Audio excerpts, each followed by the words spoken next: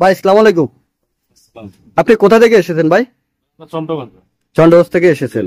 এসে কি বুঝছেন এখানে এসে? না, এখানে পরিস্থিতি ভালো হবে নিষেধ। চলে এসেছি দরগা মেলা। আপনারা জানেন ঐতিহাসিক এই দরগা মেলা।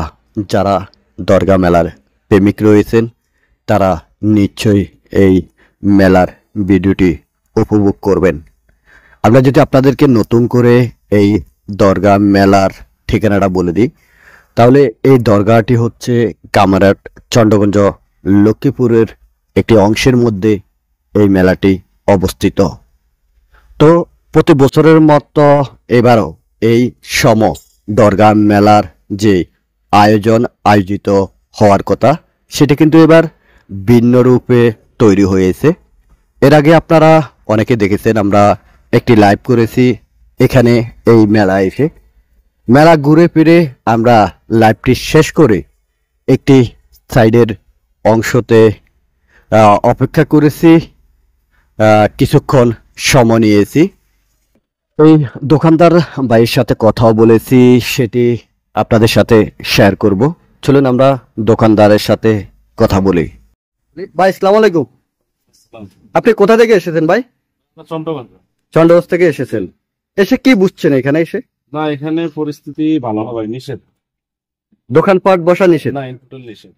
জাস্ট আসছি, বলছি যে স্যার আলুগুলো আর এগুলো তো পয়সা দেবো, গরিব মানুষ আর কি করা যাচ্ছে। তো আবার বললো যে ঠিক আছে, এগুলো বেচা তুমি তাড়াতাড়ি চলে যাও। একটু এখানে এসেছেন কখন? এখানে আসছি যে আমি প্রায় 5 ঘন্টার মতো। এখন কি বুঝা যায় বিক্রি ভাই তো ভালো হইতো, কিন্তু মেলায় মানুষই তো লেগে মানুষ না থাকলে তো আর বিক্রি হবে না। অনুমতি দিচ্ছে না? হবে আর মনে হয়নি।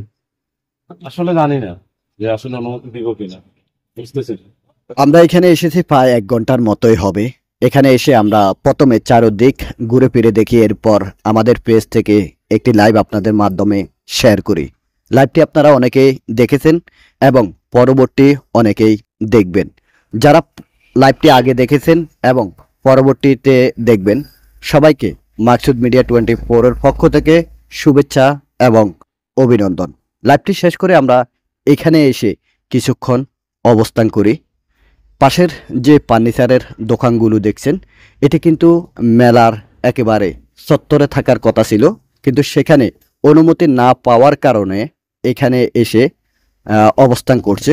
চটপটিয়ালার সাথে আমরা কথা বলেছি, তিনিও আমাদেরকে তা বর্ণনা দিয়েছিল। এবং যারা আমাদের লাইভটি দেখেননি, তারা আমাদের লাইভটি দেখলে আমাদের বিস্তারিত কথাগুলো এবং দোকানদারের সাথে আমরা যে কথাগুলো বলেছি সেই কথাগুলো আপনারা শুনলে বুঝতে পারবেন এবারের এই বছরের এই ঐতিহাসিক মেলা কেন হয়নি, কি কারণে হয়নি, কি সমস্যা, সবকিছু আপনারা লাইভ করা ভিডিওটি দেখলে বুঝতে পারবেন।